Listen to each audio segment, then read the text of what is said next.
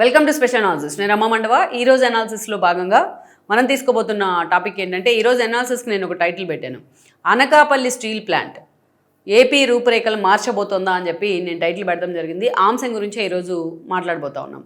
ఆర్సెల్ఆర్ మిట్టల్ ఏదైతే ఉక్కు రంగంలో ఆ సంస్థకి ఏ స్థాయిలో రెప్యుటేషన్ ఉందో కూడా మనకు తెలుసు.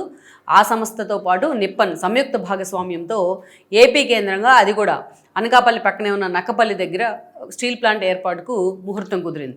ఈరోజు గత వారం రోజులుగా ఈ న్యూస్ హల్చల్ చేస్తూ ఉంది. మొత్తం దేశ మీడియాలో కూడా, దేశ స్థాయిలో జాతీయ మీడియాలో కూడా ఈ న్యూస్ వైరల్ అయింది. ఎందుకంటే ఈరోజు ఆ ప్లాంట్ కనుక పూర్తి స్థాయిలో కంప్లీట్ అయిపోతే రాష్ట్రం రూపురేఖలే కాదు, దేశం రూపురేఖలు కూడా మారబోతున్నాయి. ఏపీలో అతి పెద్ద ఉక్కు కర్మాగారం కానీ, అదేవిధంగా ఆ స్థాయిలో ఉక్కు ప్రొడ్యూస్ చేయడం కానీ, సో వీటన్నిటిలో కూడా ఆర్సెల్ఆర్ మిట్టల్ భాగస్వామ్యం ఉండబోతూ ఉంది. సో ఈ క్రమంలోనే దీని మీద కొంతమంది కొన్ని అపోహలు ఉన్నాయి. యాజ్ యూజువల్గా వైఎస్ఆర్సీపీ దీన్ని వ్యతిరేకిస్తూ ఉంటుంది.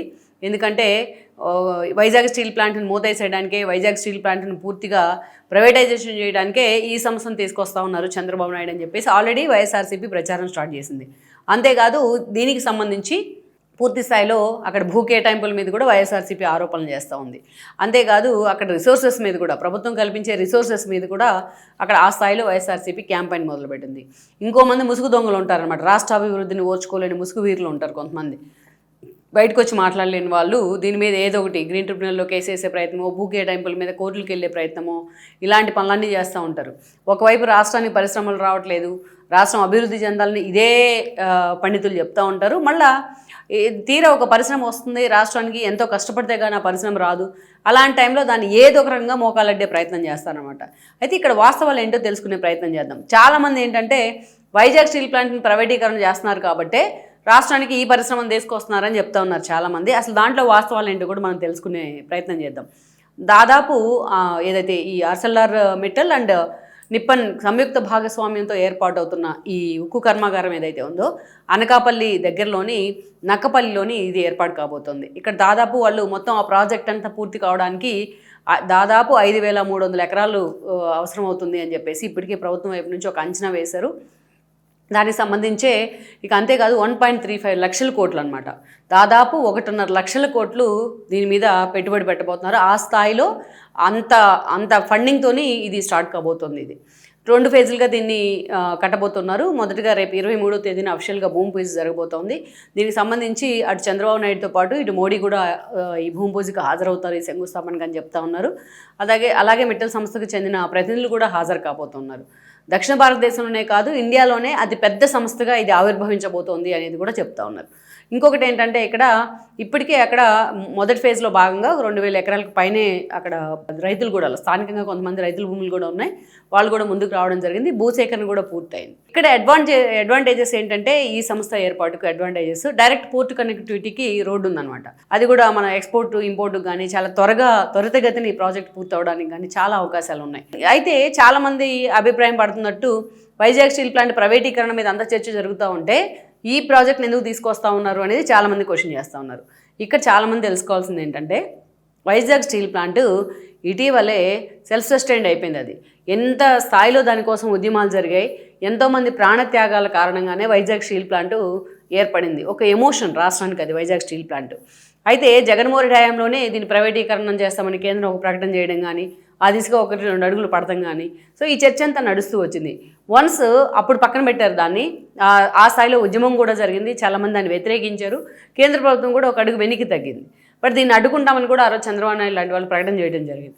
ఈరోజు కూటమి ప్రభుత్వం అధికారంలోకి వచ్చింది, బీజేపీ కూడా అందులో భాగస్వామ్యం అయిన తర్వాత ఎన్నోసార్లు ఈ అంశం మీద చంద్రబాబు నాయుడు మోడీతో మాట్లాడడం కానీ, కేంద్ర ప్రభుత్వంతో చర్చలు జరపడం కానీ, బట్ అదే సమయంలో అది పూర్తి స్థాయిలో లాభాలు వాటి పట్టట్లేదు కాబట్టి, ఎప్పుడు కూడా కొనారు వెళ్ళిపోతూ ఉంది కాబట్టి, ఎంప్లాయీస్ కూడా ఆ స్థాయిలో బాధపడుతూ ఉన్నారు కాబట్టి దాన్ని ఏదో ఒక రకంగా ప్రైవేటీకరణ చేస్తే బాగుంటుందని అందరూ అనుకొని ఉండొచ్చు. కానీ ఈ రోజున కూటమి ప్రభుత్వం అధికారంలోకి వచ్చిన తర్వాత పూర్తి స్థాయిలో వైజాగ్ స్టీల్ ప్లాంట్ ఆదాయం పెరిగింది. మనం చూస్తే 50 కోట్లు రెవెన్యూ వాళ్ళకి మిగులుతూ ఉంది. పూర్తిగా ఆధారాలతో సహా, లెక్కలతో సహా ప్రభుత్వం కూడా బయట పెడతాం జరిగింది. చంద్రబాబు నాయుడు స్టీల్ ప్లాంట్కి సంబంధించి ప్రైవేటీకరణను ధర్నా చేస్తున్న వాళ్ళు, నిరసన తెలుపుతున్న వాళ్ళు పనిచేసే విధానాల మీద కూడా ఫోకస్ పెట్టాలి, ఆ స్థాయిలో అక్కడ ఉత్పత్తి సామర్థ్యాన్ని పెంచాలి, మిగతా అంశాలన్నింటినీ కూడా సార్ట్అవుట్ చేసుకోవాలని సలహా ఇస్తే దాన్ని కూడా వ్యతిరేకం చేశారు చాలామంది. ఇప్పుడు నిజంగానే పూర్తి స్థాయిలో వైజాగ్ స్టీల్ ప్లాంట్ ఆల్రెడీ దగ్గరగా 51 కోట్లకి రెవెన్యూకి వచ్చేసింది అది పూర్తిగా. అదే ఇక్కడ ఇంకోటి చూడాలి. చాలా మంది ఏం చెప్తున్నారు, ఇది ప్రైవేట్ ప్రాజెక్ట్ కాబట్టి ఆర్మిట్టల్ ఈ వైజాగ్ స్టీల్ ప్లాంట్ మీద ఆ ఎఫెక్ట్ పడబోతుందని చెప్తున్నారు. మరి చాలా సందర్భాల్లో ఆల్రెడీ చంద్రబాబు నాయుడు చెప్పినట్టు PPA మోడల్, ఈరోజు రాష్ట్ర రోడ్డు రవాణా సంస్థ ఉంది, అన్ని బస్సులు తిరుగుతూ ఉన్నాయి, ఆర్టీసీ బస్సులు, ప్రైవేట్ బస్సులు కూడా అంతే తిరుగుతూ ఉన్నాయి. అంటే ఈ సంస్థ మూతపడిందా? ఇక్కడ గతంలో కూడా ఏదైనా మనం ఎయిర్లైన్స్ చూసుకున్నా, ఏ డిపార్ట్మెంట్ చూసుకున్నా అంతే ఉంది. అందుకని ఇక్కడ ఆల్రెడీ వైజాగ్ లాంటి స్టీల్ ప్లాంట్ లాంటి ఒక ప్రతిష్టాత్మక సంస్థ రాష్ట్రంలో ఉంది. దానితో ఈరోజు ప్రైవేట్ రంగ సంస్థ ఇది పెట్టుబడులు పెట్టి ఆ స్థాయిలో స్టీల్ ప్లాంట్ ఐరన్ ఓర్ సంస్థ ఏర్పాటు చేస్తే నిజంగానే అది రాష్ట్రానికే ఒక గర్వకారణమైన సంస్థ అవుతుంది కదా. ఎన్నో ఉద్యోగాల కల్పన జరుగుతుంది అది ఏర్పాటు కావడం ద్వారా. అంతేకాదు దాన్ని పట్టుకుని అనుబంధ సంస్థలు ఇంకా ఎన్నో అక్కడ ఏర్పాటు అయ్యే అవకాశం ఉంటుంది. ఒక యుఫోరియా క్రియేట్ అవుతుంది ఆ స్థాయిలో ఒక సంస్థ వస్తూ ఉంటే రాష్ట్రానికి ఎన్నో ఉద్యోగాల కల్పన జరుగుతోంది. సో రాష్ట్రానికి సంబంధించి ఆదాయ వనరుగా మారుతుంది అది. ఎందుకంటే ఎక్స్పోర్ట్స్ అండ్ ఇంపోర్ట్స్ కానీ ప్రభుత్వ ఆదాయ మార్గాలు పెరిగే అవకాశం చాలా ఉంటుంది. భారతదేశానికే భవిష్యత్తులో ఈ కంపెనీ ఒక తలమానికం కాబోతుంది ఈ సంస్థ అని చెప్తా ఉన్నారు. మరి దాన్ని వదిలేసి ఈ రోజున రాష్ట్రానికి ఒకవైపు ఏమో చంద్రబాబు నాయుడు ముఖం చూసి పరిశ్రమలు వస్తాయా అంటారు. ఆ స్థాయిలో ఉన్న పరిశ్రమలు రాష్ట్రానికి తీసుకొస్తా ఉంటే ఒకవైపు ఏమో భూములు ఇచ్చేస్తా ఉన్నారు, రూపాయలకి పప్పు బెల్లాలకి ఇస్తా ఉన్నారు, వైజాగ్ స్టీల్ ప్లాంట్ మోతేస్తా ఉన్నారు, లేకపోతే ల్యాండ్ బలవంతంగా రైతుల దగ్గర నుంచి ల్యాండ్ లాక్కుంటా ఉన్నారు అని మాట్లాడుతూ ఉన్నారు. ఒకప్పుడు జనసేన నేత బొలిశెట్టి సత్యనారాయణ గతంలో అమరావతిని కూడా ఆయన అంతే అడ్డుకున్నారు, ఎన్జిటి కంప్లైంట్ చేశారు ఆయన. ఈ రోజు అదే బొలిశెట్టి మాట్లాడుతూ ఉన్నారు, ఒక పక్క రైతులేమో స్వచ్ఛందంగా ముందుకు వచ్చి భూములు ఇస్తా ఉంటే ఈ రోజు బొలిశెట్టి ఏమో పంటల పండే భూములు లాక్కుంటారా మీరు, మేము వ్యతిరేకమని చెప్తా ఉన్నారు ఆయన. ఇక్కడ మరి జనసేనలో ఉన్నారో పూర్తిగా ఆయన లేరో కూడా తెలియదు. జనసేన వైపు నుంచి కూడా ఈ విషయానికి సంబంధించి ఒక క్లారిటీ ఉండాలి. ఇట్లాంటి మాటలు మాట్లాడకుండా ఎక్కడా కూడా. మళ్ళీ రేపు తీరా భూములు ఇచ్చి పరిశ్రమ శంకుస్థాపన జరిగిన తర్వాత వీళ్ళే కోర్టులకు వెళ్లే ప్రయత్నం కూడా చేస్తారు. సో అందుకే ఈ విషయంలో ముందుగా ప్రజలు అసలు దీంట్లో వాస్తవాలు ఏంటనేది తెలుసుకునే ప్రయత్నం చేస్తే ఈ ArcelorMittal ప్రాజెక్టు వల్ల వైజాగ్ స్టీల్ ప్లాంట్కి వచ్చిన డోకా ఏమీ లేదు, లేకపోతే వైజాగ్కి వచ్చిన డోకా ఏమీ లేదు. కేవలం వైజాగ్ రూపురేఖలే కాదు, అదేవిధంగా రాష్ట్ర రూపురేఖలే కాదు, ఈ ప్రాజెక్ట్ కారణంగా దేశం మొత్తం ఏపీ వైపే తలెత్తుకొని చూసే భవిష్యత్తు కనిపిస్తూ ఉంది. సో అందుకే దయచేసి ప్రతిపక్షాలు అంటే ఆబ్వియస్గా దీన్ని రాజకీయం చేసే ప్రయత్నం చేస్తాయి. మేధావుల ముసుగులో దీని మీద కోర్టుకెళ్ళి అడ్డుకునే ప్రయత్నం చేయడాలో ఇలాంటివన్నీ చేయకుండా ఉంటే రాష్ట్రం ఎంతో కొంత బాగుపడే అవకాశం అయితే ఉంటుంది. Please share, like and subscribe R24 Telugu YouTube channel.